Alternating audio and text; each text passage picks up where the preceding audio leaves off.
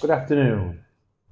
Slacky's back. Right, I'm just going to teach you. This is solely for YouTube only, nothing else. So, kitchen knives. We've got a bit of time now, so we can have a little gander at it.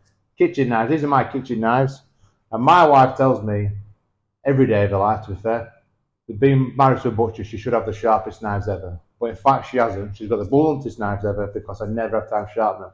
So I'm going to sharpen them, look. We're going to make sure that they are blunt, look. We're going to rub them on here, look. Take the edge off them. So these knives will not be very sharp. Butcher's knives, same. These are my knives as well. So basically, we're going to knock the edges off them. Start scratch. So in a butcher's shop, we use a whetstone. As you can see, it's curved in because it gets a lot of stick. On the other side, look, that's what it's like. You can buy these from B&Q, Amazon, wherever. They're just a normal whetstone. They're not very expensive, maybe £12, whatever. Anyway, so we're going to start on this straight side first. You can put anything on there. All you've got to do is try and fetch the oil out. You can use them dry. People spit on them. People put oil on them. We just put a little bit of this on that. So a little bit of fair liquid. And can you see your knives? It's a factory sharpened knives. These will be terrible. They've never been actually sharpened compared to butcher's knives. Look, you see, these are the angles that we're working on. These are the angles that a butcher's knife will stay sharp at. See how that's factory sharpened there, look. So we need to knock. What happens is, when you're using it, the blade of the knife, it just starts tweaking over. So you'll see people using steels like this, and what the job is there, they're basically putting them spurs back on, so it's a straight edge again. That's all the steel does. First things first, kitchen knife, we're on. So all we're going to do is find this line. I'm left-handed, so I might look awkward doing it. Lads at Slaughterhouse will be kicking themselves now. Anyway, these are my kitchen knives, my way. And we're just going to rub it on. You usually do about anything between 6 and 10 times on each side. Make sure it's the same line. It's got to be the same line. And just keep going. This is not an easy job. It's not a short-term job. Once you've got one of these, just practice on your bad knives. Because everyone's got good knives and bad knives in their house. Have a practice on your bad knives, and then go back to your sharp knives, to your good knives. Once you've mastered this, carving a Christmas turkey or a joint of pork should be very, very, very easy. So 6 to 10 times each side.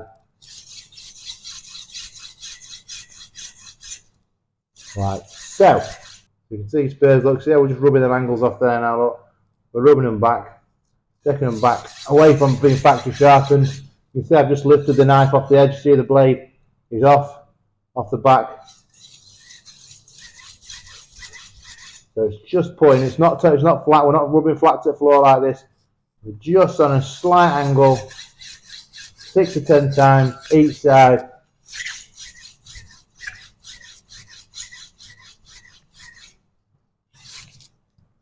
Same with butcher's knives. Obviously, butcher's knives, this one, look, you see the difference? It's already been sharpened up, it's already had that rub. So all we're doing with this is we'll flip it over because it's got its natural way there, look. It has its natural curve.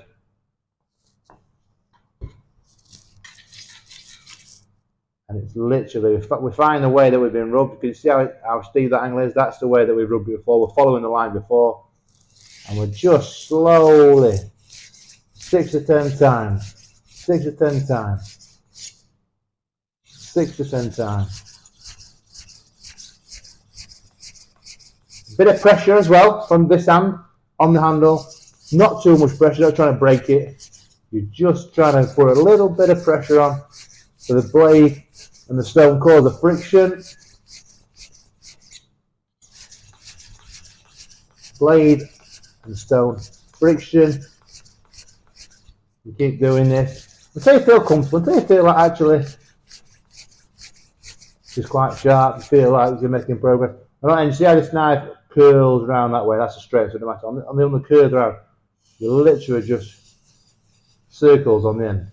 Same again, 6 to 10 times, circles on the end, circles on the end, 6 to 10 times, So it's all sharp, all the way from handle to point to tip.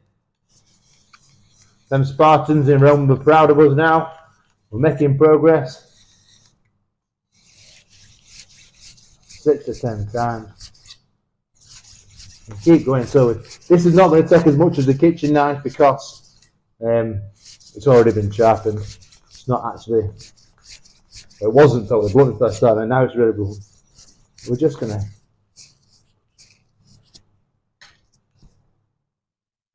And we just feel that way. And to be fair, it should feel blunt. It does feel blunt now because you put spurs on that, so you need to knock them off. That's what we use the steel for. And we use a steel the same way that we've used a stone. It's the same angles we're using. And we're nice and steadily. We're just going up and down each side of the blade.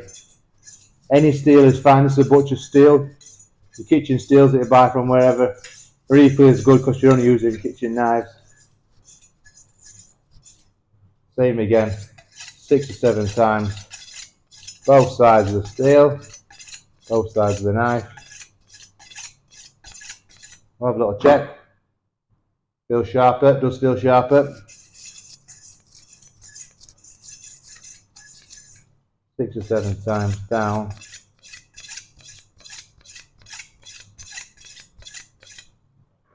Don't forget to like, subscribe to our YouTube channel for weekly updates up to Christmas. We'll see how sharp she is now, look. She's good enough. That's a solid lump of fat, that. So it's quite tough anyway.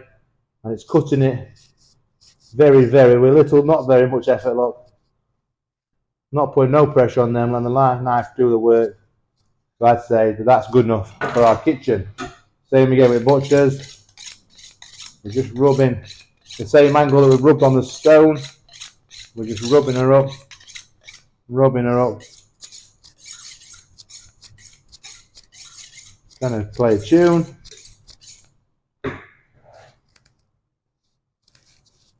And she's sharp, look. So we'll have to wash it. This is only going to go in the bin anyway. We're not going to use it for anything. Just testing how sharp the knives are. Sharp enough what we want them for, because that's a lump of solid cod fat, that. It's not the easiest thing in the world to cut through anyway. So we're just very little effort. I mean, she's still blunt there, as I felt it there. There's a nick in that knife somewhere, I felt it.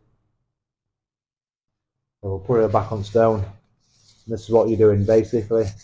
At the bottom of the knife, I felt it, a little bit of a burn come over. So she's not sharp, she's got a weak point. Just rub her out. Just rub her out.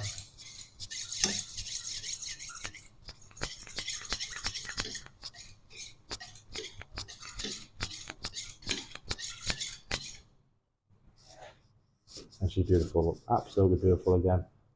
Not a lot of effort.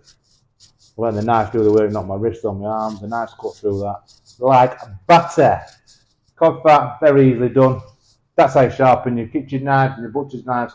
Ready for Christmas to carve in those lovely joints of pork that you've hopefully bought from a reputable butcher like Slackies. Don't forget to subscribe to his YouTube channel.